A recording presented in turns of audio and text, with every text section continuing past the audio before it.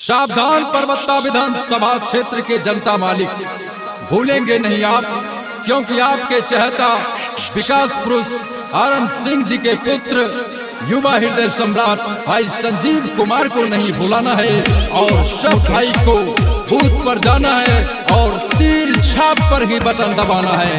संजीव कुमार जिंदाबाद।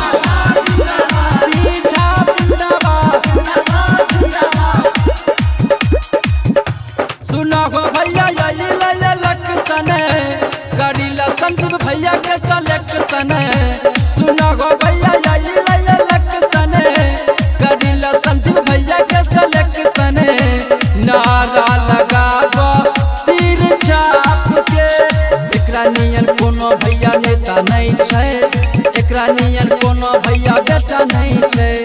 गली गली रोड बनते वोट देबै हो, गली गली नाला बनते वोट देबै हो, संजीव भैया के जिताई देबै हो। सुनब भैया इलेक्शन करीला संजीव भैया के सलेक्शन।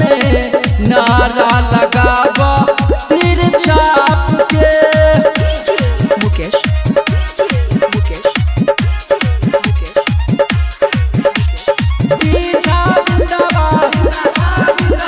संजीव भैया जिंदाबाद, आनंद सिंह जिंदाबाद,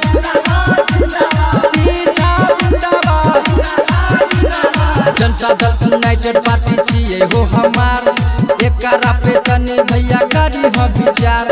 परबत्ता विधानसभा में लई हो एक बार, परबत्ता विधानसभा में लई हो एक बार। अब की बारी जीते भैया संजीव कुमार। सुनब भैया इलेक्शन करी हो संजीव भैया के सलेक्शन। नारा लगाबो तीर छाप के।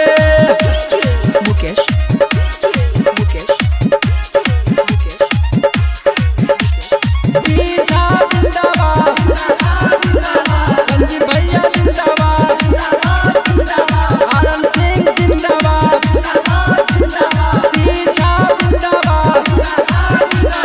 मन बाबा राकेश भैया अइलो हे दुआर, इहे कहे खातिर अब की संजीव कुमार। सबटा मिली जुली के कदी हो उधार, सबटा मिली जुली के कदी हो उधार। चिंटू रणवीर राणा के छई है विचार। सुनब भैया इलेक्शन करीला संजीव भैया के सलेक्शन। नारा लगाबो तीर छाप के। जय मां कत्यानी रिकॉर्डिंग स्टूडियो, मानसी कन्या।